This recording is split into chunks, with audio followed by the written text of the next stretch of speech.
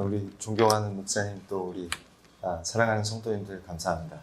소개받은 이종훈 교수인데요. 제가 헤어스타일이 가는 데마다 장로님들이 걱정을 하셔가지고 이 교수님 이제 좀 우리 교회 일원이 되셨으니까 제가 이제 이 회심한 지 10년이 넘었는데 이제 좀 머리를 기르셔야 되지 않겠습니까? 이러는데 이게 하나님 은혜로 이 상태가 된 거거든요. 저도 기르고 싶은데 안 나와가지고 그래서 이 뜻이 뭘까 했더니 빛을 발하라 그런 의미로 그래서 이제 저는 이제 우리 열렬히 환영해 주신 우리 권사님들이나 저를 이미 많이 이제 보셨다고 그래가지고 처음 보신 분도 계세요? 근데 일단 밝으니까 좋죠. 그래서 최근에 사실은 제가 한국 언론에서 좀 당했어요. 친일파 교수다 이래가지고 일본 산케이 신문하고 길게 인터뷰를 했는데 그게 우리 대한민국을 위해서 뛴 거였는데 그래서 결과적으로 굉장히 좋은 결과를 산케이 신문에서 이제 한일 관계가 나빠지면 안 되니까 저랑 많은 깊은 얘기를 하다가 국장급 간부들이 전부 뭘 약속했냐면 한국에 대해서 나쁜 논조를 고치겠다. 그러니까 우리 대한민국에 대해서 일본인들이 나쁜 감정을 갖도록 기사 쓰지 않겠다 이렇게 약속을 했어요. 그래서 최근에 어떤 정치인이 그 혜택을 받습니다. 그래서 해명을 해준 거예요, 산케이가. 그래서 저도 놀랐어요. 진짜 약속 잘 지킨다, 일본 사람들은. 근데 제가 대한민국을 위해서 열심히 뛰고 딱 귀국을 했더니 갑자기 인터넷에 친일파 교수다 이래가지고 산케이랑 인터뷰했다 그랬는데 제가 이 얘기를 왜 하냐면 그분들이 어떻게 찾았는지 예수 믿기 전에 제 사진을 찾은 거예요. 그래가지고 거의 많은 분들이 저한테 연락을 했어요. 교수님 아닌 딴 사람 사진이에요. 그래가지고 저 맞습니다. 그랬더니 어머나 이렇게 된 거예요. 왜냐하면 눈이 너무 무섭대. 그래서 저도 보고 놀랐어요. 그래서 before, after. 예수님 만나기 전후가 이렇게 달라지는구나. 저도 놀랐어요, 저도. 그러니까 눈에 살기가 등등한. 지금 보니까 귀엽죠? 그러니까 저도 놀랐어요. 이렇게 무서운 애였어, 내가? 근데 그게 어떻게 이렇게 바뀔 수가 있을까? 근데 그 증인이 저랑 같이 왔는데 제가 예수님 만나고 2년 뒤에 제 아내가 예수님 믿었거든요. 근데 저는 이제 그 사이에 사실 많은 일들이 있었어요. 어려움도 있었고 왜냐하면 저한테 뭘 요구했냐면 종교의 자유를 보장하라. 그래서 제 아내가 한의사인데 경희 한의대를 마치고 불교에 심취해갖고 동국대에 가서 인도 철학도 했어요. 그리고 미얀마에 가서 윗바사나 수행을 제대로 해보겠다. 그래가지고 영양실조에 걸려서 돌아온 그런 분입니다. 그래서 저보다 엄청나게 강렬한 분인데 그래서 그 사이에 하나님께서 많은 은혜를 부어주셨어요. 저한테. 그래서 저는 이제 그런 놀라운 일들을 목격하면서 하나님이 살아계시는구나를 체험해서 하나님을 믿게 됐구나 이렇게 생각했어요. 그랬더니 나중에 물어보니까 너무 정확한 표현을 하는 거예요. 어떻게 하나님께 마음을 열게 되냐 했더니 하나님이 살아계신다는 걸 느꼈대요. 어떻게 느꼈냐 했더니 당신이 결혼할 때는 속아서 결혼을 했는데 같이 살아보니까 거의 인간 쓰레기였는데 예수님 만나고 인간이 어떻게 이렇게 바뀔 수가 있는가에 놀랬다는 거예요. 그래서 사람이 안 바뀌잖아요. 그래서 진짜 하나님 살아계시나 보다 그렇게 느꼈다는 거예요. 그래서 저도 놀랐는데 성형수술까지 시켜주신 하나님께서. 그래서 제가 사실은 요즘 젊은이들을 엄청 깨우고 있어요. 왜냐하면 예수 아니면 안 된다. 오직 예수다. 그래서 예수님만이 길이요 진리요 생명이다. 이걸 막 얘기하는데 마태복음 5장 14절에서 16절 말씀을 또 제가 되게 좋아해요. 근데 제 아내가 실수로 26절로 썼대요. 그래서 이걸 다 읽게 하신 또 이유가 있지 않을까 이렇게 또 기대가 되는데 그래서 저는 이제 요즘 젊은이들을 깨우는 이유가 뭐냐면 정치, 경제, 사회, 문화 어떤 분야에 어떤 영역에 우리가 처해 있어도 내 모든 것으로 하나님을 섬겨야 된다. 거기에 제가 완전히 꽂혀 있거든요. 그러니까 저는 이 우리 기독교가 세속화되는 게 뭐냐 그럴 때 저는 사실 이 헤어스타일이 저한테 익숙한 게 제가 20대 출가했었어요. 가출 말고 출가를 했었어요. 그래서 요새 한국에서 유명한 스님 중에 증문즉설, 그 자리에서 질문하면 그 자리에서 답변하는 그 법륜 스님이 저한테 사형이었어요. 그분도 들락날락 하셔가지고 큰 스님한테 많이 혼났던 분인데 같은 큰 스님 밑에 제자였어요. 그러니까 저는 이제 어릴 때 대학교 2학년 때 출가를 했기 때문에 큰 스님 밑에 가야지 하고 나왔어요. 그러니까 저는 뭐가 힘들었냐면 어릴 때부터 정말 이상한 애였어요. 그래서 어머니가 걱정을 참 많이 했습니다. 왜냐하면 제가 이제 초등학교 때 광화문에 가면 교보문고 있잖아요. 어머니가 제 손을 잡고 교보문고에 가서 처음으로 저한테 선택권을 줬어요. 그전에는 이 책을 읽어라 이렇게 보내주시다가 오늘은 너에게 자유를 줄 테니 네가 골라와라. 네가 읽고 싶은 거를. 그랬는데 만화책은 안 된다. 딱 이러셨거든요. 근데 전 만화책을 안 좋아하고 뭘 좋아했냐면 불교책을 좋아했어요. 그래가지고 어머니는 잘 모르셨는데 집에 있는 불교 입문서를 밑줄 치면서 혼자 엄청 열심히 읽었는데 어머니는 모르셨어요. 그래서 제가 무슨 책을 골라왔냐면 반야신경 해설서. 그러니까 어머니가 저를 딱 보시더니 화를 내신 거예요. 장난치는 줄 알고. 그래서 진지하게 하라고. 그래서 전 진지한데요. 그래서 집에 그걸 가져와갖고 열심히 읽었는데 이모가 그걸 보더니 너 이거 무슨 말인지 알고 해? 그래서 제가 설법을 했어요. 그러니까 이게 무슨 뜻입니다. 이랬더니 이모가 저를 딱 째려보더니 언니 얘 이상해. 그러니까 좀 이상하다. 어린이가. 그래서 정말 이상한 애였는데 그러니까 학교에서 어땠겠어요? 좀 상태가 안 좋았죠. 그래서 중고등학교 때는 출가할 생각으로 가득 차 있었어요. 왜냐하면 세상이 싫은 거예요. 왜 어린애가 뭐가 싫냐 그러면 왜 사는지를 모르겠어요. 근데 아무도 안 가르쳐줘요. 그러니까 학교에서 선생님이 가르쳐주는 것도 아니고 집에서 가르쳐주는 것도 아니고. 그러니까 제가 미칠 것 같은 것 중에 하나가 뭐냐면 아침에 일어나면 학교를 가잖아요. 밥 먹고. 근데 왜 사는지 모르겠어요. 그러니까 왜 사는지를 모르니까 공부도 왜 하는지 모르겠고. 그리고 내가 어디서 와서 어디로 가는지를 모르잖아요. 그러니까 제가 늘 고백하는 게 뭐냐면 제 인생에서 제 계획대로 된 게 단 1도 없습니다. 그것 때문에 행복한 사람이에요. 그러니까 저는 처음에 20대에는 출가해서 큰 스님이 돼서 깨달음을 얻어야지 이랬는데 환속했잖아요. 그러다가 법학 교수가 될지도 몰랐어요. 어떻게 된 거예요 지금. 그러다가 또 대한민국을 확 바꿔야 되겠다. 사회주의에 심취해갖고 혁명을 꿈꾸던 정신 나간 청년이었어요. 그리고 교회를 아주 왼수같이 여겼죠. 그러다 보니까. 근데 아무도 어디서 와서 어디로 가는지 왜 사는지 안 가르쳐 주니까 큰 스님한테 어떻게 하면 알 수 있습니까? 그랬더니 출가하면 알려줄게 이러시는 거예요. 근데 큰 스님 진짜 아세요? 그랬더니 안다는 거예요. 그래서 출가를 했지. 그랬더니 알긴 개뿔 더 헷갈려요. 그래서 지금도 제가 기억나는 게 수행을 한번 진짜 빡세게 해보자. 그래서 깨달음을 얻어보자 그래가지고 요즘은 시위할 때 삼보일배 이런 거 하잖아요.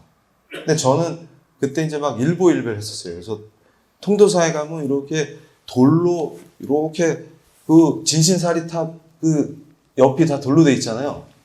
근데 이게 머리카락이 얼마나 소중한지 바로 체험 가능합니다. 왜냐하면 직사광선에 돌이 달궈지면 삼겹살 불판처럼 돼요. 근데 거기 올라가가지고 오후 불식이니까 오후에 아무것도 안 먹고 오전에만 조금 먹고 계속 도는 거예요. 그럼 화장실 갈 필요도 없어요. 왜냐하면 물을 다 뽑아내니까. 그러다 나중에는 무릎이 깨져가지고 피가 나다가 나중에 응고가 되면 어느 시점에 가면 아픈 걸 못 느껴요. 엄청 고통스럽다가.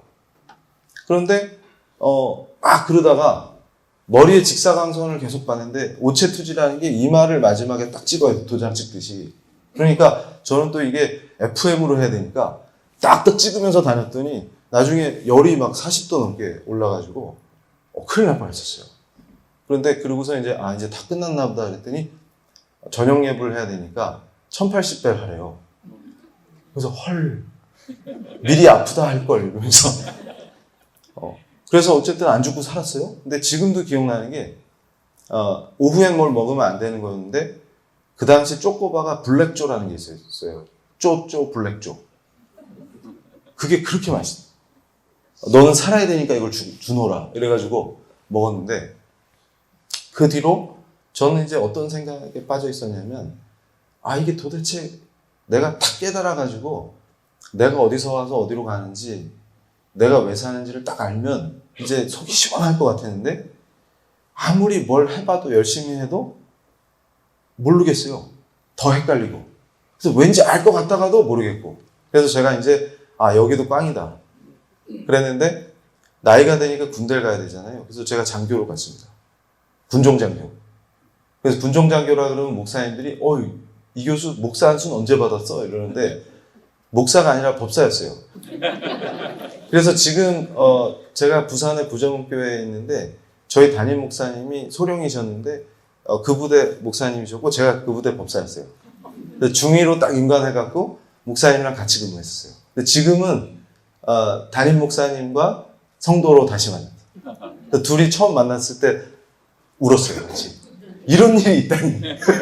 그러니까 제가 그냥 법사였던 건 아니고 전역한 뒤에 무슨 짓을 했냐면 종교자유정책연구원이라고 유명한 데가 있어요. 그게 이제 한국 기독교를 핍박하는 곳인데 거기서 제가 또 활약을 엄청 열심히 잘했어요. 그래서 젊은 애가 기획자였기 때문에 시작할 때부터 거기 같이 합류해가지고 어떻게 하면 한국 교회를 공격하나 이걸 연구하는 제가 전문가였어요. 그래가지고 교회가 왜 이렇게 싫었니? 가끔 어떤 분들이 저한테 물어보세요. 지금 이제 제가 너무 사랑하니까 예수님을 그때 왜 이렇게 교회가 미웠냐? 그래서 제가 그 본질을 이해하게 됐어요. 뭐냐면 창세기 3장에서 시작된 두 가지 길이 있는데 누구의 것이냐? 그러니까 저는 그래서 요즘 청년들한테도 딱 얘기해 주는 게 너 누구야? 그럼 애들이 깜짝 놀래요. 저 모르세요? 제 제자들도 너 누구야? 깜짝 놀래요. 저 모르셨어요? 몇 년째 교수님 제자인데?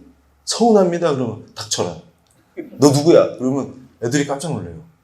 그게 뭐냐면 저는 뭘 정확하게 이해했냐면 예수님이 왕이 아니시면 뭔가의 지배를 받게 돼 있어요.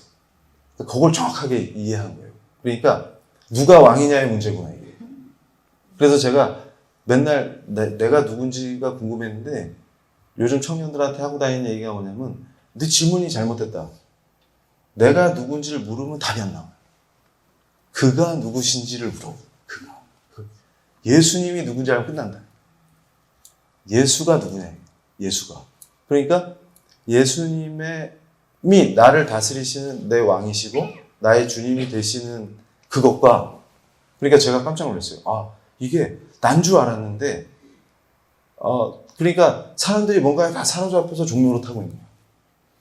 그러니까 여기서 구해주신 분이 누구냐? 예수님. 그러니까 인간에게 가장 본질적 자유와 해방, 평화 이걸 주신 분이에요. 그러니까 제가 이거를 어렵게 설명했더니 애들이 못 알아듣길래 개발한 게 있어요. 빵꾸 이런 빵꾸. 빵꾸가 났다. 빵꾸가. 어디에 빵꾸 나냐면 가슴에 빵꾸가 나 있다. 뭐냐면 뭘 해도 만족이 없어요. 그러니까 요걸 한번 열심히 해볼까? 그러면 열심히 한 동안은 괜찮은데 꼭 마지막에 뭔가 허전해. 그러니까 이렇게 날씨가 이 동네 비 별로 안 오는 동네 아니에요? 이게 비 오니까 하고 싶으세요? 그러니까 이런 게 막 왜 올라와 이게? 그러면서 괜히 바람이 우수수 이러면서 그게 빵꾸 나서 그래요. 그러니까 제가 청년들을 이렇게 보면서 딱 보니까 제가 왕년에 출가할 때 그 또래 애들을 보니까 빵꾸가 나 있는데 이걸 메워보려고 술로 메워보려고 한다든가 그러면 빵꾸가 시리즈로 나요. 카드에 빵꾸가 나고 위에 빵꾸가 나고. 그래서 제가 빵꾸 이론이라고 했어요. 그래서 제가 애들을 불러가지고 야, 그 빵꾸는 떼어보려고 뻘짓하면은 다른 데 또 빵꾸가 난다. 그럼 어떻게 하면 되는데요? 오직 예수다. 예수 외에는 그 빵꾸를 메울 사람이 없다. 그러면 제가 어떻게 설명해 주냐면 원래 우리 피조물인 인간은 창조주이신 하나님 품에 있어야, 그러니까 제가 그걸 깨달았어요. 뭐냐면 항상 뭔가 그리운, 뭔가 부족한, 뭔가 허전한 그 느낌이 뭘까? 근데 나중에 정신 차리고 알았어요. 예수님 만난 뒤에 창조주로부터 분리된 고통. 그러니까 항상 피조물인 나는 그분 품을 갈망하는데 갈 수가 없어. 왜냐하면 창세기 3장에서 다 나와. 그러니까 그분을 반역했거든. 그게 죄의 본질이고 하나님을 대적하는. 그래서 이제 돌아갈 수가 없어. 근데 오직 예수, 그분이 다 회복시켜 주시는, 그걸 알아버려. 그러니까 예수 외에는 참된 평화. 그러니까 제가 깜짝 놀란 게 예수님 만나기 전에는 한 번도 행복해 본 적이 없어요. 그러니까 그냥 감각적으로 기쁜 거 말고 나란 존재가 참 행복하구나. 요즘처럼 그 본질적 평화. 그 다음에 이게 좀 어렵게 얘기하면 하이데거가 뭐라 그랬냐면 제가 또 철학을 많이 공부해갖고 요 놈들이 다 등장하는 배경이 있구나. 그러니까 실존적 불안이라는 말을 했거든요. 독일말로 운하임리히예요. 그게 뭐냐 그러면 그 빵꾸를 얘기해요. 빵꾸. 그러니까 지금 이 세계를 뒤덮으면서 사람들을 꼬드기는 모든 것들이 내가 그 빵꾸를 한번 메워줘 볼게 이렇게 나오는 거예요. 그러니까 제 아내가 빠졌던 윗바사나 같은 걸 하면 마음의 평화가 오거든요. 그러니까 예수 없어도 되겠네. 그럼 어떻게 돼요? 다 죽는 거예요. 요거였어. 그러니까 어떤 사상, 이데올로기, 어떤 흐름, 문화적인 흐름 이런 것들이 본질적으로는 그러니까 두 가지 길밖에 없어요. 그래서 제가 제일 바보 같은 사람이 누굴까 그랬더니 교회에 앉아가지고 중립을 외치는 사람. 신앙엔 중립이 없어요. 그래서 제가 좌파들보다 멍청하다. 왜 그러냐면 미국은 도둑놈이야. 도둑의 나라야. 하워드 진 교수 아시죠? 역사. 하워드 진 교수가 뭐라 그랬어요? 달리는 기차에는 중립이 없다. 서울에서 KTX를 타면 부산행 티켓을 갖고 있는데 엄청 빨리 달리잖아요, 지금 부산으로. 중간에 천안이나 대전에서 안 내리면 부산까지 가는 거예요, 그냥. 근데 그 자리에 앉아서 난 중립? 그럼 그 사람을 뭐라고 부른다고요? 빠가. 그러니까 중립이 없다니까? 기차에 탔는데 어떻게 중립이 있어? 그걸 어떻게 표현해? 좌파들도 달리는 기차에 중립이 없다고 그러잖아요. 근데 교회에 앉아서 난 중립? 그런 게 어디 있어요? 제가 이해가 안 되는 거예요. 그러니까 생명의 길, 죽는 길. 두 개밖에 없어요. 중간 영역이 없다고요. 예수 아니면 죽는 거예요. 그랬더니 에큐메니칼이 어쩌고 예수님은 여러 길 중에 하나고 그래서 헐. 그럼 교회는 왜 다니세요? 그랬더니 딴 데보다 낫잖아. 그래서 그래가지고 제가 교회에서 예수밖에 길이 없다 그랬다 욕먹는 걸 경험하면서 이건 또 뭡니? 이런 거예요. 어떻게 된 거지 이게? 세상이 어떻게 된 거예요? 그러니까 제가 재밌었던 것 중에 하나가 뭐냐면 막 교회를 미워하게 된 자가 예수님을 만나고 무너지면서 저라는 존재를 완전히 부정하게 되는 그 과정에서 교회가 왜 미웠을까를 거꾸로 생각해 보는 거예요. 그랬더니 뭔 이유가 없어요. 그러니까 어릴 때 저한테 동네 교회에서 간식 준 거밖에 없어요. 저한테 해코지한 게 없어. 근데 제가 이 뭔가 삐딱한 애였기 때문에 어릴 때부터 뭔가 삐딱한 사상에 침취하면서 철학 공부 열심히 하고 이러다가 출가해도 안 되니까 뭘 생각했냐면 사람을 바꾸려고 하면 안 되고 세상을 바꿔야 되겠다. 또 이렇게 생각했어요. 그래서 아싸 이러면서 한국이 나가야 될 길이 뭘까 그랬더니 이 거지 같은 나라를 확 뒤집어 엎으려면 혁명이 필요한데 사회주의 국가로 이 대한민국을 바꿔야 돼. 이런 어떤 열망이 불타올랐어요. 그래가지고 군에서도 다 귀찮아. 이제 전역하면 나는 이제 거기에 돌진한 거야. 이제. 절로 안 돌아가고. 그러고서 이제 하고 있는데 마침 저를 딱 누가 부르셔갖고 같이 일하자. 그랬더니 뭐냐 그랬더니 교회 박살내자. 그렇게 좋은 일을 계획하시다니? 이러면서 제가 신명을 바쳐보겠습니다. 이랬어요. 그래서 교회에서 무슨 짓 하나 새벽 기도에 많이 가봤어요. 아침에 일어나가지고 딱 가봤더니 이상해 분위기가. 그래가지고 어떤 여자분은 막 혼자 중얼거리고 있고 이상한 못 알아듣는 말을 하고 있고 어떤 분은 울고 있고 그래서 역시 여긴 이상한 데다. 그러면서 제가 내린 결론이 이 교회가 없어져야 대한민국이 바로 선다. 왜냐하면 여기 있는 사람들은 정상이 아니다. 뭔가에 홀려 있는데 이들을 구해야 된다. 이렇게 생각했어요. 그러니까 무슨 얘기냐면 예수 믿는 분들은 저한테 예수를 전해서 저를 구하고 싶고 저는 빨리 여러분들을 구하고 싶고 그러니까 이놈의 혁명이 예수쟁이들 때문에 안 되는 거예요. 왜냐하면 이 사람들은 저는 주님이면 만족합니다 이러고 있는 거야. 만족을 하면 혁명이 안 되잖아. 그러니까 이걸 엎읍시다 해야 되는데 뭘 만족을 해 또. 그러면서 나오면 또 은혜 받았습니다 이러는 거야 또. 큰일 났다 이거. 교회부터 쓰러져야 돼. 그리고 제일 제 기분을 나쁘게 했던 게 뭐냐면 한미동맹을 투철하게 지키자 이런 거 얘기하는 거 보면 꼭 장로님이야. 짜증이 나. 그래서 제가 교회를 효과적으로 없애려면 어떻게 해야 될까? 그래서 기독교를 정확히 알아야 되잖아요. 그러니까 저는 불교는 이제 전문가인데 기독교를 좀 알고 싶다. 그래서 어떻게 했냐면 열심히 말씀을 읽었어요. 그리고 저와 함께 교회를 없애자고 투쟁하는 동지들한테 말씀 읽기를 권했습니다. 그래서 다 형님들이었는데 제가 제일 어렸어요. 형님들한테 형님들 말씀을 읽어야 돼요. 말씀을. 왜냐하면 이걸 읽어야 교회를 알지. 교회랑 싸우면서 지금 말씀도 모르고 당신들이 국가보안법 위반으로 빵에 갔다 왔다고 자동으로 싸우는 게 아니야. 이러면서 제가 이제 사상은 제가 이 분들을 리드했기 때문에 이제 우리가 새롭게 전의를 불태우려면 교회를 정확히 알아야 되니까 예수쟁이들의 바이블을 독파합시다. 이래가지고 권했어.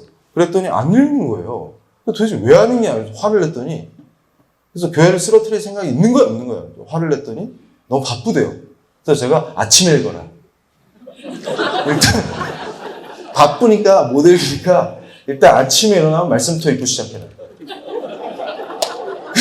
그러면서 막 그걸 줬어요. 할당을. 너는 뭘 읽고 막 이렇게. 그러면서 저도 열심히 읽었어요. 그러면서 뭘 했냐면 야, 이 참신앙이 뭔지 한번 찾아보자. 그래서 종교개혁사 공부를 열심히 했어요.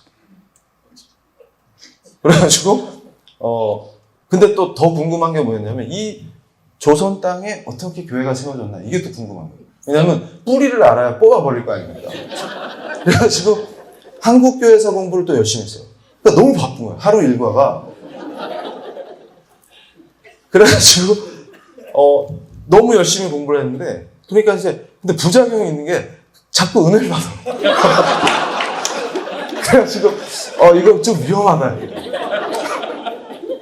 그래가지고 그 언더우드 박사님이 처음으로 회심한 그 신도가 양반 할아버지인데 노춘경이라고 이분이 고백을 하는 거예요. 그래서 저는 이제 하나님을 위해서 죽어도 여한이 없습니다 이러는 거예요. 그래서 제가 그 대목에서 이 사람이 왜 이러지? 이러는데 조금 이해가 가는 거야. 왜냐면 말씀이 있다가 자꾸 은혜를 받으니까 이게 뭐가 있어. 그러니까 그때 그 노춘경 할아버지가 동네에서 소문을 냈는데 이 희한한 책이 있는데 서양에서 온 책인데 이거는 자기 의지와 무관하게 믿게 되는 신비의 책이다.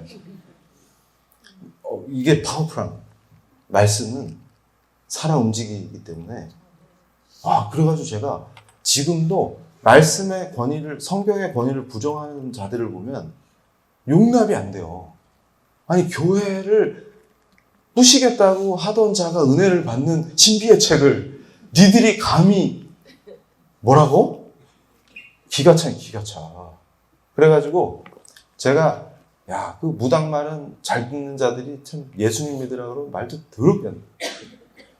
그러니까 기가 막힌 게 뭐냐면 여기서 핵심은 제가 한국 교회사랑 종교개혁사랑 말씀을 열심히 읽으면서 또 무슨 짓을 했겠어요? 효과적으로, 제가 또 법학자잖아요. 제 전공이 법철학인데, 이 판을 보면서 교회를 한 방에 날려버리려면 법을 잘 세팅해야 된다. 그걸 이해했어요. 그래서 제가 기획했던 법이 뭐였냐면 2008년에 입법이 될 뻔했었어요.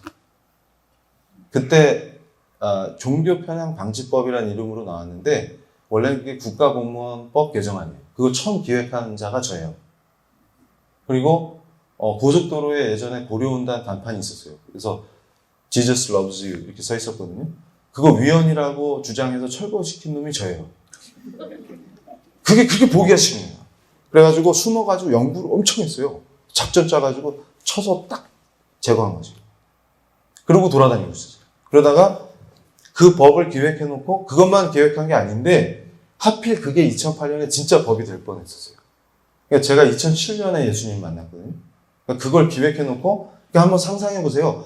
20대 후반 30대 초의 어린 놈이 숨어가지고 온갖 흉계를 꾸미고 있는 거예요, 지금. 한 방에 교회를 잡으려고. 근데 그 법이 얼마나 무시무시한 거냐면 장로님, 집사님 이런 분들이 특히 제가 공립학교 교사를 타겟으로 했어요. 다음 세대를 획득을 못하게 해야 된다. 그래서 선교를 열심히 하고 예수를 잘 전하다가는 처벌도 받을 수 있게 디자인했어요. 아주 흉악한 거죠. 그걸 기획을 해놓고 박모 교수님한테 그때 종자연 대표셨죠? 그걸 딱 제출하고서 이거 한번 해보세요. 이랬더니 진짜로 그게 법이 될 뻔합니다. 그래서 그때 기억하시죠? 막 조계종 스님들이 광장을 막 메우고 난리가 났었잖아요. 2008년도에. 그래서 대통령이 딜을 하셨어요. 통과시켜 준다고. 근데 그걸 또 위헌이라고 주장한 놈이 나타났으니 울산대 이정훈 교수라고 있어요. 신문을 도배하면서 위헌이다. 근데 알고 보니까 처음 기획한 놈이 그 놈이었다. 이거 어떻게 된 거야? 그러니까 조계종에서 저놈이 기획자인데 우리 편인데 그래서 제가 뭐라 그랬냐면 이거 통과되면 불교도 피해를 입습니다. 제가 도끼가 올라와서 그랬던 거예요. 이래가지고 날라갔어요. 얼마나 다행이었는지. 그것도 하나님 은혜였어요. 그러니까 저한테 같은 편인 줄 알고 회심한지 몰랐지. 2008년에 제가 교수가 됐거든요. 저한테 연락이 왔어. 당신이 여기서 서울에 와서 동국대학에서 전국 불교 또 학술대회를 하니까 이게 확실히 통과돼야 된다 이렇게 발표해달라고. 그래서 제가 네 이러고서 가서 위원이라고 발표를 해줬어요. 난리가 났어요. 난리가. 그래가지고 그때 순교하는 줄 알았어요.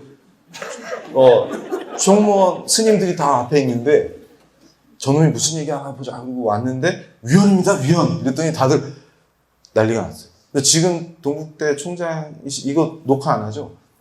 보광 스님이 큰 사형이셨어요.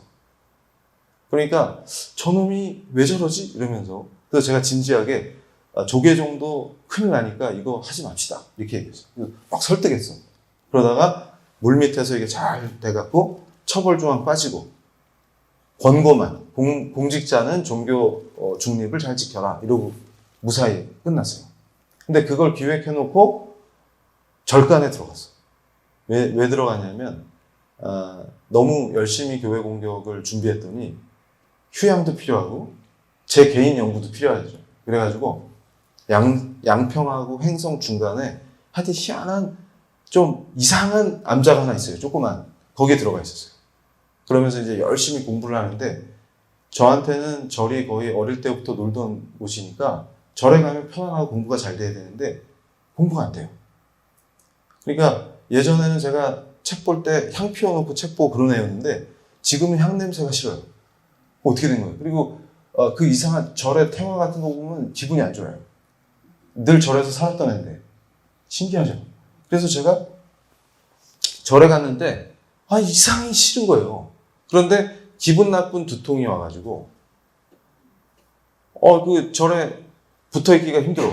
그래가지고 그때는 왜 핸드폰 키면은 기억나시죠? 안테나 한 줄씩 없어지는 거. 그 절에 들어가면 통화가 안 돼요. 그래서 차를 몰고 좀 나오면 통화가 돼. 그래서 그때는 제가 아내랑 결혼했을 때여가지고 집에 전화하고 싶어가지고 차 몰고 나와서 전화하면 머리가 개운한 거예요. 희한하게. 그래서 처음에는 아내와 통화했기 때문에 개운해진 걸까? 이렇게 생각. 그런데 이게 점점 심해지니까 안 되겠다 싶어가지고 차를 타고 여주까지 가봤어요. 그랬더니 너무 개운한 거예요. 이거 이상하다. 그래가지고 짐을 쌌어요. 그래서 집에 간다고 저는 이제 아내한테 허락을 안 받으면 안 되거든요. 그래가지고 전화해서 내 집에 가도 되냐? 그랬더니 안 된대요. 그래서 왜요? 그랬더니 한 달 동안 연구하겠다고 결심을 했으면 남자가 의지가 강해야지 한 달을 채우고 오라는 거예요. 그런 나태한 정신으로 어떻게 학자가 되겠냐. 그래서 제가 이번에는 진짜 상태가 안 좋다고 막 사정을 했어요. 그랬더니 그래가지고 훌륭한 학자가 못 된다니까! 이러면서. 그래서 제가 한석봉 어머니 같은 스타일이어가지고 그래서 제가 좀 한 번만 봐주세요 이러고 집에 갔어요. 그러고서는 제가 이제 집에 왔는데 차가 밀리잖아요. 양평에서 서울 들어오려면. 그러다 보니까 점심때를 놓친 거예요. 늦게 오니까. 그랬더니 이제 밉지만 밥을 주려고 준비하는데 저는 또 쉬면서 잠깐 짬을 냈으니까 뭘 해야 되겠어요? CTS를 봐야지. 왜냐하면 시간이 없잖아요. 너무 바쁘니까. 그러니까 쉴 때는 CTS 보면서 놀아야 돼요.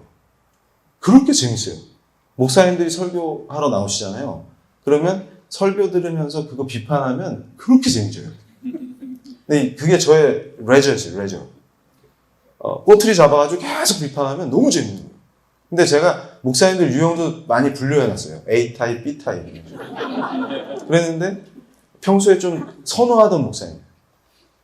그래가지고 전 젠틀한 목사님 좋아하거든요. 그래가지고 말씀도 젠틀하게 전하시니까 내가 좋아하는 목사님 나왔다 이러면서 또 봐야지 이러고 본 거예요. 그런데 그 목사님이 설교하시다가 죄를 강조하셨는데 평소는 되게 젠틀하셨는데 그날은 약간 오버하시면서 그 예수님 앞에서 죄인인 걸 고백하는 거를 이렇게 좀 연기하시듯이 하시는 거예요. 전 죄인입니다 이렇게.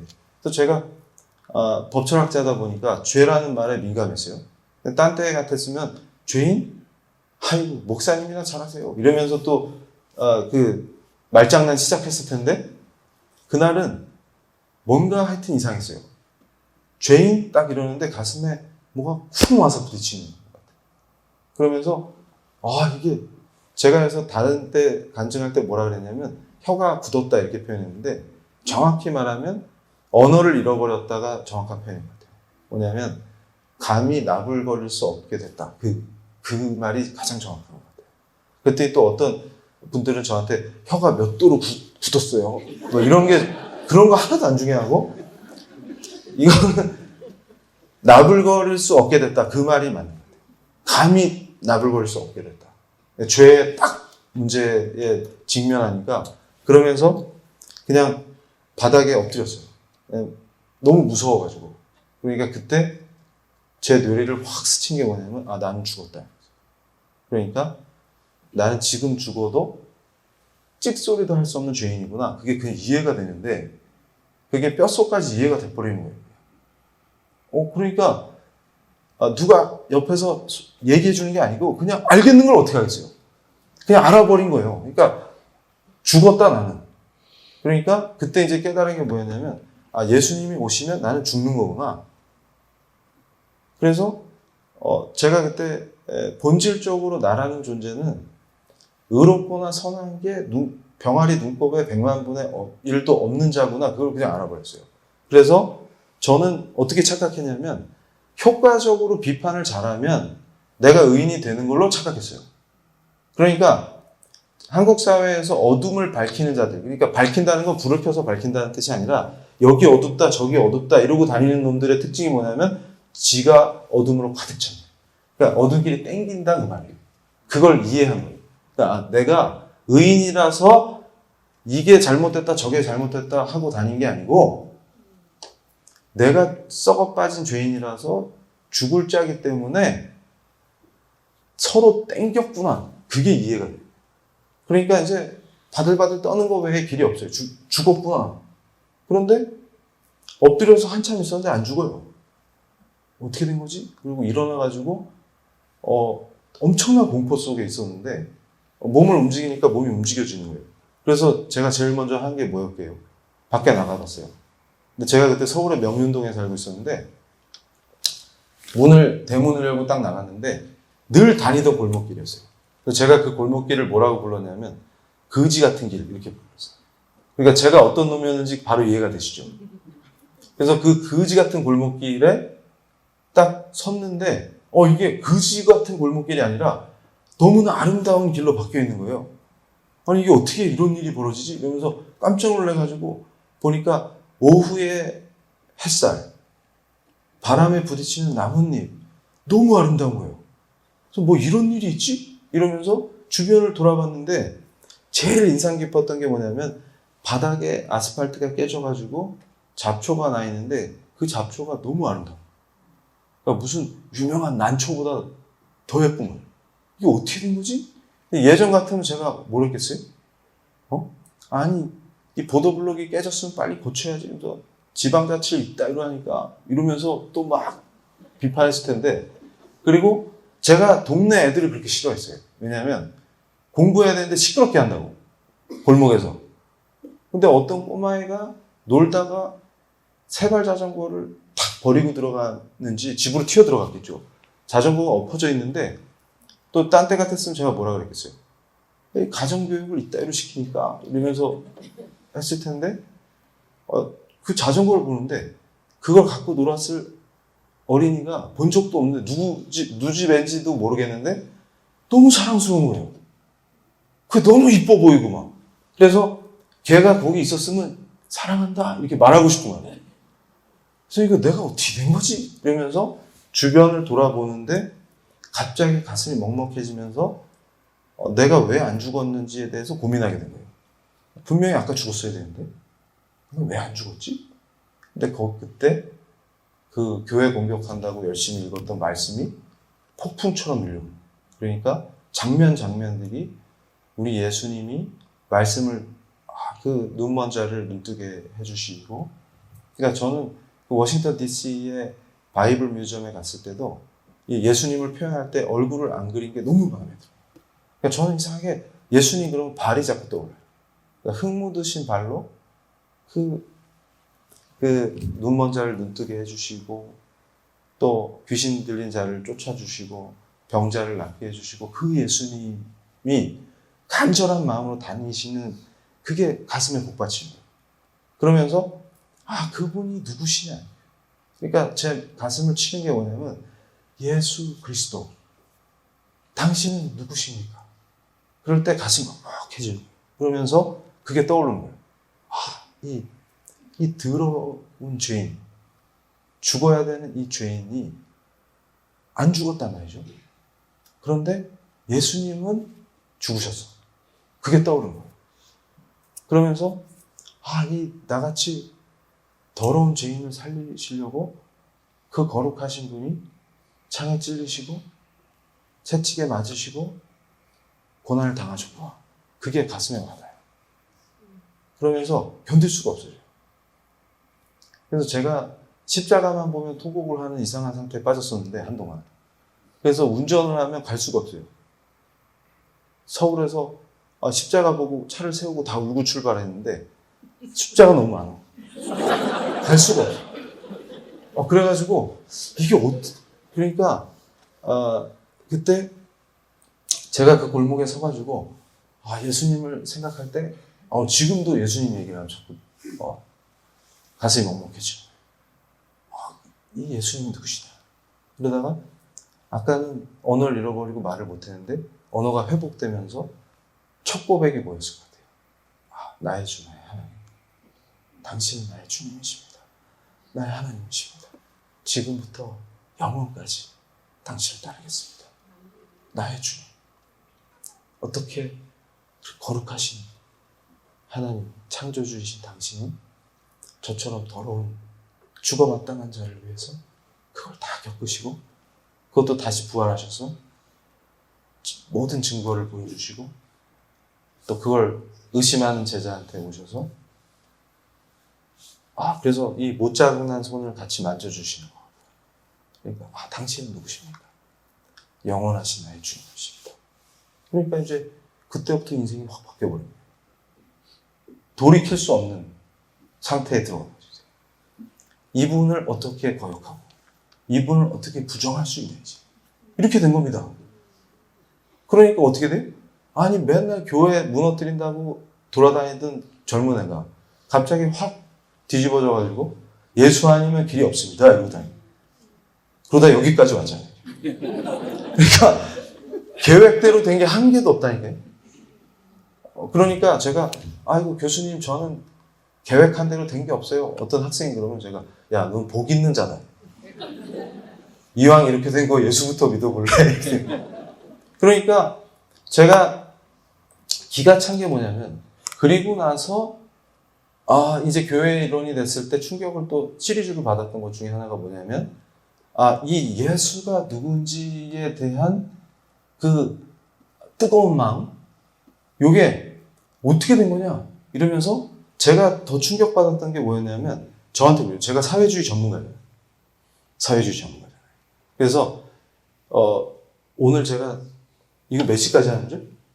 20분까지 오케이. 아직 남았는 시간. 정확하게 말씀드리면 북한은 그냥 정치 체제가 아닙니다. 종교예요. 종교 집단이에요. 그런데 크리스찬이 어떻게 그거를 지지할 수가 있습니까? 저는 그게 납득이 안 돼요. 제가 회심한 뒤에 가장 이해가 안 되는 게 그겁니다. 80년대 운동권 형님들 혹시 여기 계시죠? 전향하셨으니까 여기 계실 텐데 예전에 어떻게 했어요? 어떻게? 우리가 아니라 저는 그쪽은 아니었어요. NL 쪽은 아니었는데 마지막 단계가 뭡니까? 학습 다 끝나고 수령이 오류가 없냐? 그거 받아들여야 영접해야 되잖아. 아니에요? 제가 거짓말 하는 거예요? 이게 종교잖아요. 그러니까 세상에 저렇게 실패한 체제를 지금도 동경하는 거는 이단에 빠지고 사이비 종교에 빠진 자들이 하는 것보다 더 심하잖아요. 그게 어떻게 가능합니까? 우리가 합리적 인간이라면. 그러니까 신천지가 어떻게 가능합니까? 똑같은 얘기잖아요. 더 강렬하잖아요, 여기는. 그 얘기는 뭐냐면 저는 이게 양립 불가능하다 그 말이에요. 근데 제가 깜짝 놀란 건 뭐냐면 성경에 오류가 있다 따지는 자들이 그건 또 오류가 없다 그러면 어떻게 이렇게 아멘을 잘합니까? 그래서 제가 제일 충격받은 게 뭐냐면 교회 일원이 됐는데 그따위 걸 가르쳐요. 교회 안에서 뭐냐면 우리 기독교와 사회주의는 통한다. 그랬더니 어떤 젊은이가 저한테 그랬어요. 최근에 교수님 당신 뭐 전문가라며 이러면서 첫 마디가 그거예요. 교수님 교회가 썩었습니다. 그래서 제가 그랬어요. 난 네가 썩은 것 같은데. 그랬더니 아닙니다. 교회가 썩었습니다. 그래? 그래서 어쩌자고. 그랬더니 저한테 그러는 거예요. 제가 공부를 해봤더니 초기 교회는 너무나 좋았대요. 어떤 게 좋았냐? 네 것, 내 거가 없이 다 그렇게 살았대요. 그래서 좋았겠다. 그랬더니 그러니까 그게 사회주의랑 통하는 거잖아요. 그래서 교수님 강의 듣다 보면 우리 교회랑 그쪽은 양립이 안 된다고 그러시는데 제 생각엔 되는 것 같아요. 그래서 잘 왔다. 내가 니네들을 치료해주기 위해서 나타난 사람이다. 그러면서 그 친구한테 뭐라 그러냐면 야, 너 이리 와봐. 교회는 썩었는데 너무 깨끗하지. 그렇죠? 너 지금 지갑에 얼마 있냐? 5만 원이요. 그거 나 다오. 근데 얘가 갑자기 깜짝 놀라. 아니 왜 교수님이 뺑을 뜯어? 그래가지고 빨리 줘. 그때 얘가 놀라는 거야. 교수님 그런 분이었어요? 뉴스엔조이에 제보해야지. 그래가지고 야, 나 원래 뉴스엔조이랑 친해. 걔들이 내 시리즈를 달아주더라. 야. 그래가지고 야 빨리 줘봐. 그랬더니 안 되는데요. 저 쓸 데 있는데요. 내가 더 급해. 그랬더니 왜 그러시는 거예요? 그래서 네 거 내 거가 없어야지. 너는 썩지 않았잖아. 썩은 교회와 너는 다르잖아. 그러니까 빨리 줘. 그래서 정신 못 차리는 교수들이 무슨 얘기 하니까 맨날 유럽이 좋아가지고 제가 여름방학에 우리 유럽의 디아스포라 교회들을 쫙 돌았어요. 그랬더니 젊은 애들이 한국에 있을 때 미쳐있다가 해외에 나오니까 정신이 이게 뭔가 이상하다 이러고 있었다가 제가 딱 얘기를 하니까 애들이 뻥뻥뻥 터지기 시작했어요. 그래서 되게 보람을 느꼈는데 그때도 제가 예전에는 유학 시절에도 한국 음식 안 먹고 잘 버티는 애였는데 이게 연세 드신 분들 앞에 죄송합니다. 어린 것이 이제 연식이 되다 보니까 해외에 오래 있으면은 이게 뭔가 고춧가루 들어가는 게 땡기잖아요. 그래가지고 한국 식당에 가서 밥을 먹고 있는데 옆 테이블에 형아들이 막 딱 나이대를 짐작해 봤을 때 386 형아들이야. 야, 파리에 오니까 느껴지냐? 역시 사회주의가 최고야. 이러면서 막 한국 소주를 막 들이키고 있는. 그래서 제가 부르르 떠니까 제 아내가 제 손을 딱 잡으면서 내일 집회 있어요. 왜냐면 거기서 이제 뭐라 하면 제가 싸움을 못 하니까 이게 집회에 지장받으면 안 되잖아요. 그래가지고 제가 교수들 중에도 그런 사람들이 많아요. 북유럽의 복지가 좀. 그래서 제가 그분들한테 하고 싶은 얘기가 파리에서 살려면 세금 얼마나 내야 되는지 아세요? 당신 연봉의 60%를 내야 돼. 그래서 맨날 그 교수들 중에 그러고 돌아다니는 사람한테 제가 직접 물어봤어요. 교수님 연봉 60% 세금으로 낼 수 있어요? 그러면 멈칫해. 금방 안 나와 이게 딱. 네 이렇게 하는 사람 별로 없어요. 순간 생각해 보는 거야. 헐 이렇게 되는 거지. 그러면 뭘로 해요 그거를? 그러면 제 걸로 이렇게 됩니다. 그래서 제가 그때 뭘 깨달았냐면 그때 이 종교개혁과 한국교회사를 공부할 때 제가 왼쪽에서 엉뚱한 짓 할 때 가슴에 제일 와서 부딪혔던 인물이 삭개오였어요. 그래서 저스티스라는 게 그러니까 제가 하나님의 공의와 정의도 일부러 강의를 강력하게 한 거예요. 왜냐하면 이런 악한 자들이 거짓 교사들이 젊은이들을 악의 구렁텅이로 끌고 가는데 동성애는 죄가 아니다 이따위 강의를 하면서 하나님의 정의와 공의를 들먹이는 거예요. 정의가 뭡니까? 히브리어로 미시파트죠. 제가 법철학자니까 정의 전문가라니까. 미시파트 찰타카가 뭔지는 알고 떠는 니들이 창조 질서를 부정하는 자는 하나님의 정의를 입에 담을 수조차 없는 것입니다. 하나님의 법을 거역하는 자는 정의라는 말을 쓸 수가 없는 거예요.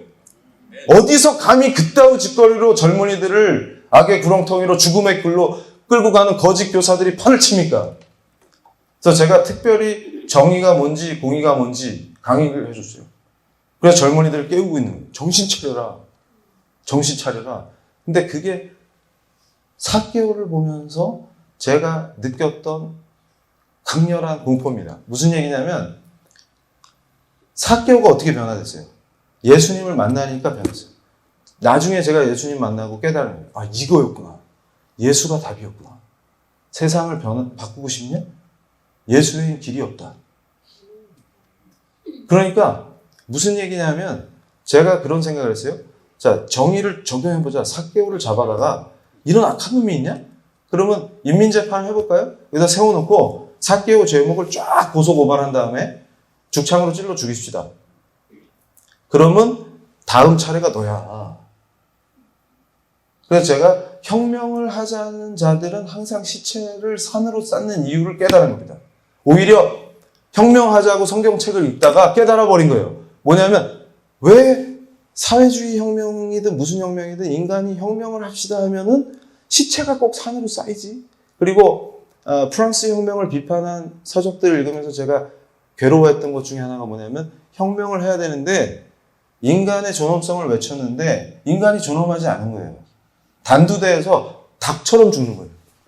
평등을 얘기했는데 왕, 귀족, 평민이 똑같이 죽어. 비참하게 닭처럼. 그러니까 존엄하다고 선포해놓고 인간이 닭처럼 죽는 게 어떻게 존엄합니까? 그래서 성경을 읽을 때마다 가슴이 울리는 게 뭐냐면 여긴 뭔가 다른 게 있는 거예요. 근데 그 예수님이 자꾸 뭉클해지는 거예요. 혁명을 꿈꾸는 젊은이에게도 말씀이 엄청난 임팩트를 주는 거예요. 왜냐하면 삭개오가 완전히 변해버린 거예요. 그래서 인간 개조. 마오쩌둥이 인간 개조 한번 해보겠다고 700만을 죽였어요. 7천만을 죽였어요. 7천만을. 7천만이 상상이 가세요? 근데 그런 자를 존경한다라는 사람이 있어요. 이게 제정신이냐는 거예요, 제가. 연쇄살인범이 7명 죽여도 끔찍하죠. 7천만을 죽였다고 생각해보세요. 근데 이게 어떻게 가능하냐, 이게. 가능해요. 왜냐하면 인간이 개조가 안 됩니다.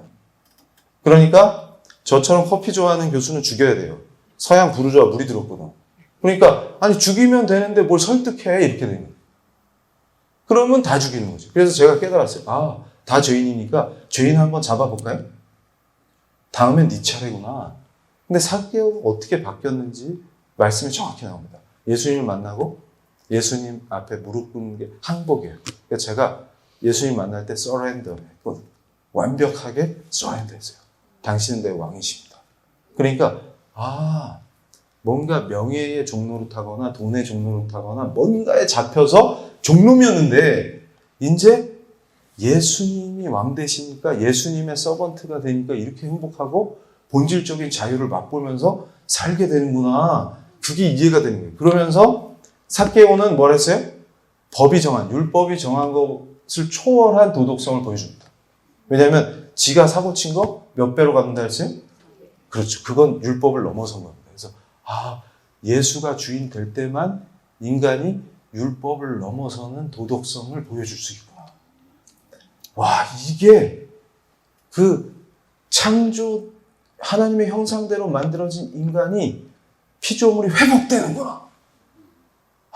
죄된 존재가 하나님을 대적해서 죄돼서 그게 파괴된 것들이 뭔 짓을 해도 안 되는 이 죽음과 절망의 구렁텅이에서 예수 피의 그 거룩하신 보혈과 그분의 공로로 내가 잘한 게 일도 없는데 이게 회복돼서 이 자유와 평화를 누리게 해주시는구나. 우와! 유일하신 구세주 나의 예수님 이렇게 그 외에는 길이 없구나. 이걸 속여서 죽음의 구렁텅이로 딱 끌고 가자고 하는 놈들이 온갖 형태로 변신해가지고 사람들을 꼬드기고 젊은이들을 꼬드기고 죽음의 길로 몰고 가는구나. 이렇게 이해한 겁니다. 그래서 제가 안 되겠다.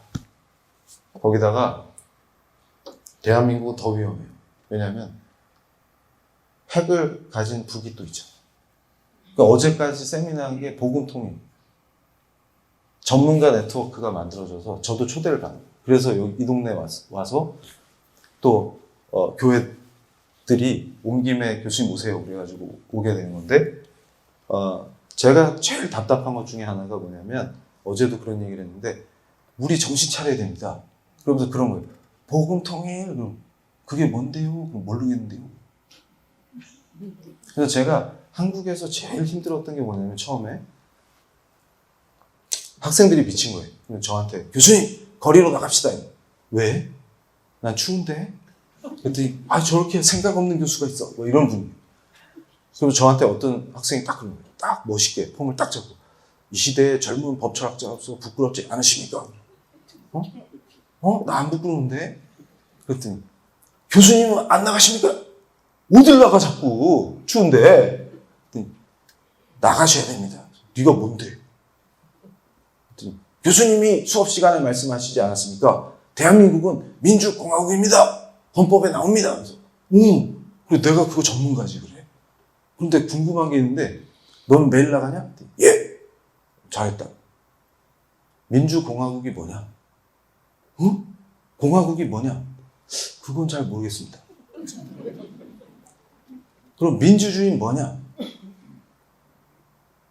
그건 더 잘 모르겠습니다. 다수결? 그래서 제가 그랬죠. 닥쳐라. 너 그래서 그 수업에 C 받았잖아. 수업에나 들어가요. 추운데. 그래서 제가 충격을 받은 게 뭐냐면 대한민국은 민주공화국이다 난리치면 아니 애들이 현수막에 대한민국은 민주공화국이다 이렇게 써가지고 나가는 거예요. 그래서 쓴 놈들을 불러가지고 야 공화국이 뭐냐? 그거 잘 모르겠는데 왕국이 아니면 공화국 아닐까요? 그러면 북한은 공화국이냐? 조선민주주의인민공화국인데요? 그럼 대한민국은 공화국이냐? 뭐? 민주주의는 뭔데? 그래서 제가 그랬어요. 야, 니네들이 말하는 민주주의를 내가 적용해볼까? 너 예전에 저기 캄보디아에서 뭐 킬링필드라고 다 죽이는 게 있었는데 외과 의사를 다 죽여갖고 마지막 사람 딱 죽이고 맹장에 걸린 거야. 아차 싶었는데 돌이킬 수가 없어 이제. 그래서 제가 꼭 하는 얘기가 뭐냐면, 야, 연락 민주적으로 수술해볼까? 네가 지금 수술 받아야 돼. 근데 집도의 교수님이 딱 나타나면 권위와 파워도는 구분 못하지. 아니, 집도의 교수님이 나타나면 일사불란하게 그분을 도와야 돼. 근데 기분 나빠가지고 덤벼. 교수님! 지금 자르시는데 이의가 있습니다. 제가 본 교과서에서는 그렇게 안 하던데요? 넌 누구냐? 인턴입니다. 그러면 야, 그 교과서 내가 썼다. 그냥 자르면 안 되겠니? 안 됩니다. 또 뭘 하려니까 잠깐만요.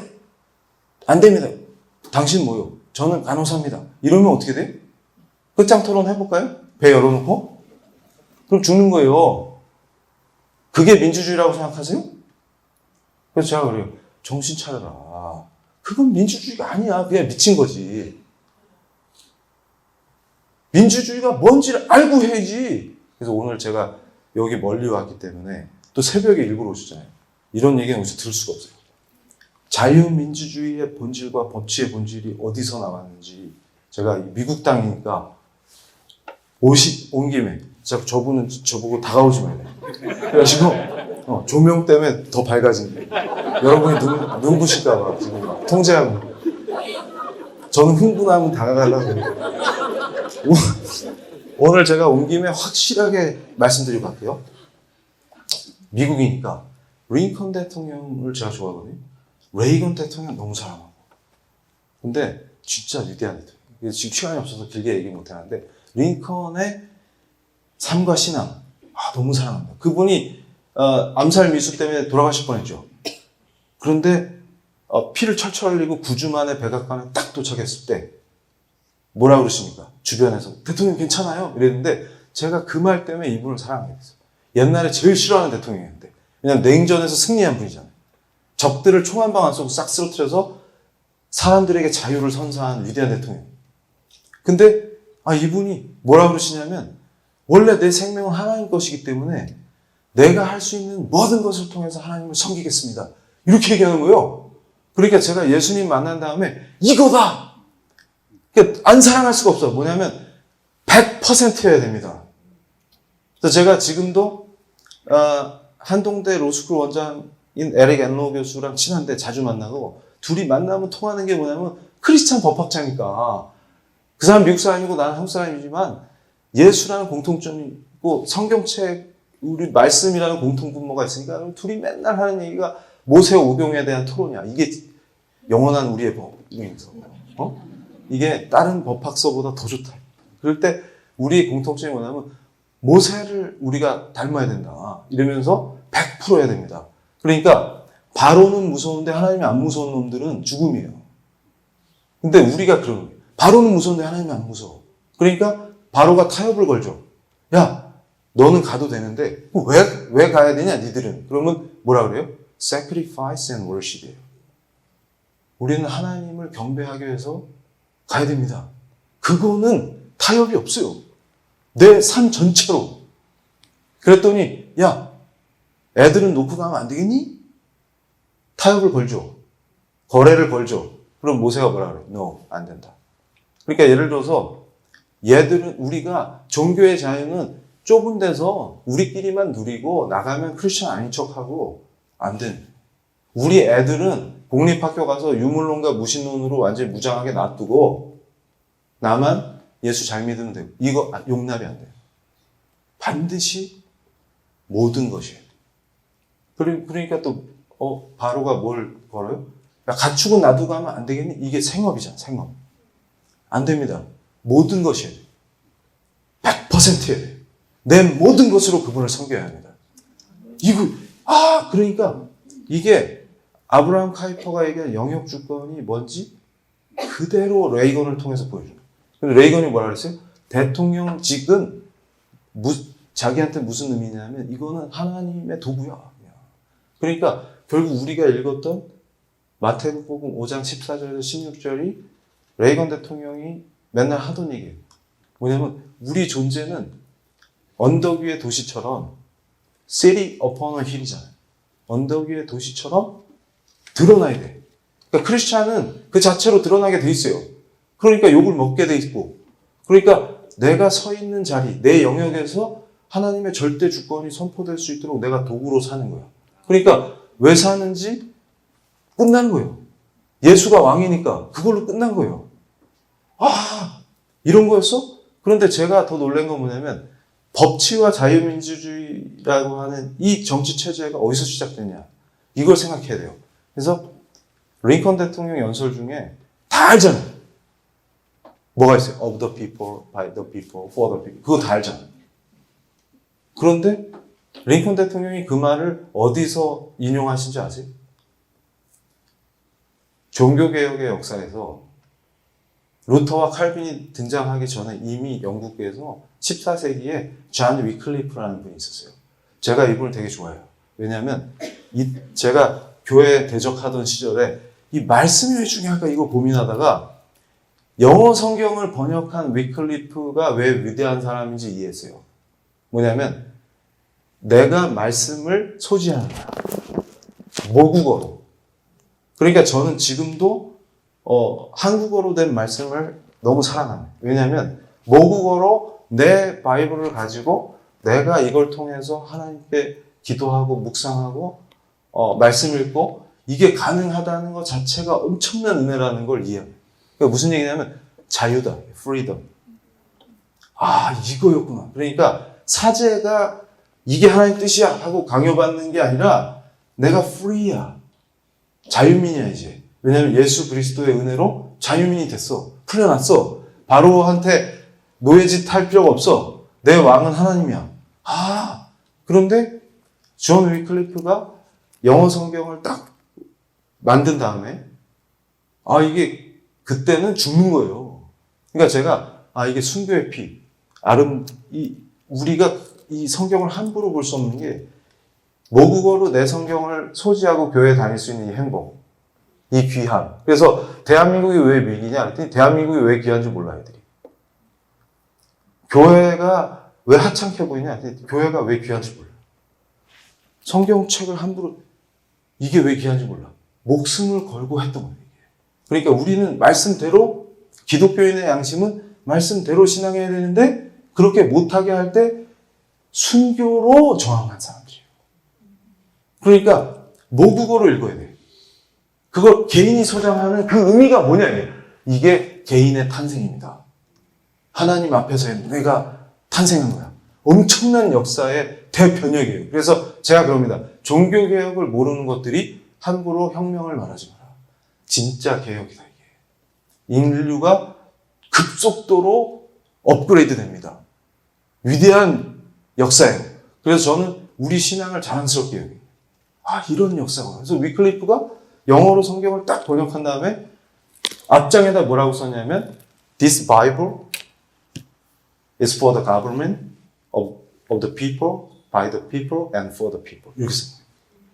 그거를 링컨 대통령께서 위클리프가 한 얘기를 인용해서 연설을 하신 거예요. 근데 그때 제가 고민을 한 거예요. 그러면 사람들이 몰려다니면서 때로 뻘짓하는 게 민주주의라는 얘기야. 뭐야 이게. 그래서 민심은 천심이다. 제가 또 유교 정치를 또 공부를 많이 했어요. 이게 중요한 문제이기 때문에 제가 얘기를 안 해주면 들을 데가 없어요.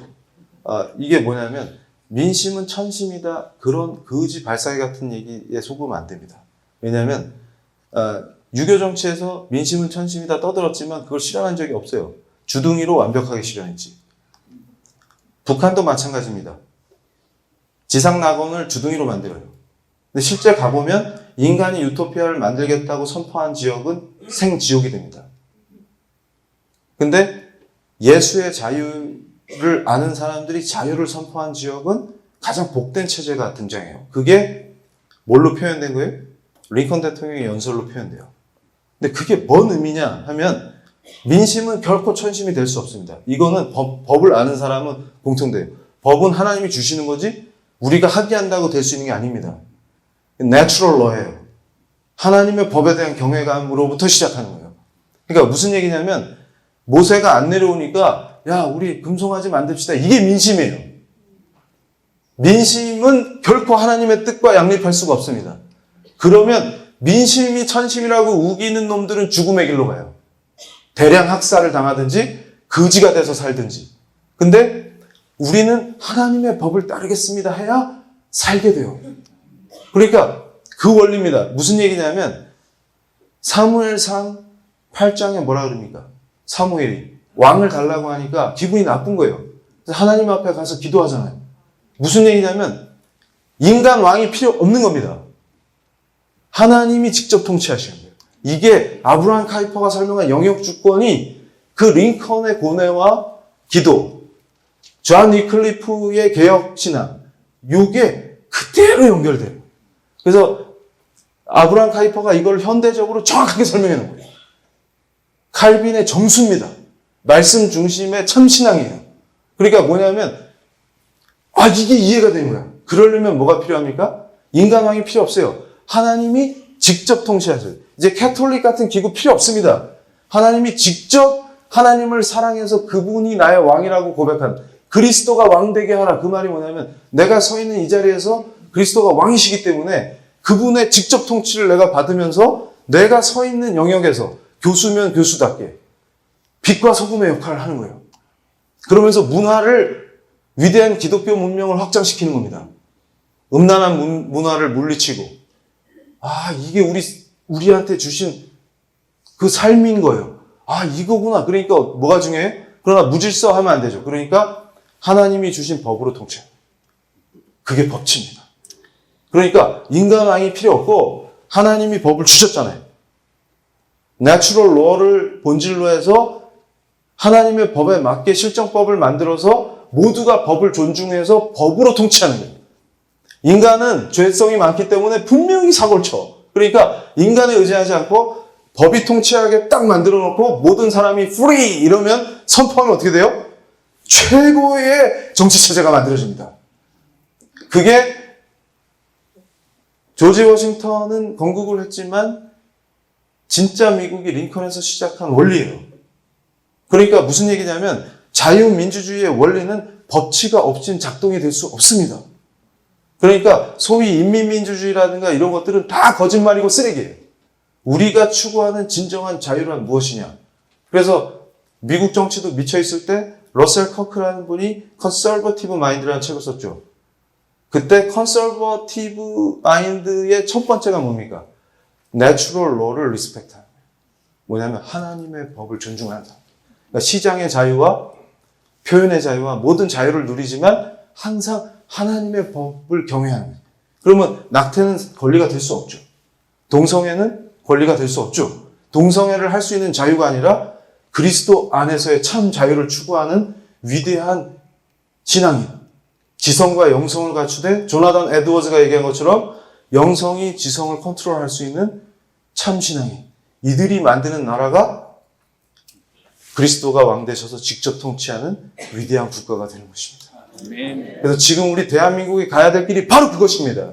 그래서 우리 크리스찬들이 정신을 똑바로 차리고 내가 서 있는 곳에서 탁월한 도덕성으로 크리스찬 보수의 참 가치, 참 신앙과 말씀 중심의 신앙의 본질이 회복된 위대한 시민들이 대한민국을 다시 세워야 되는 것입니다.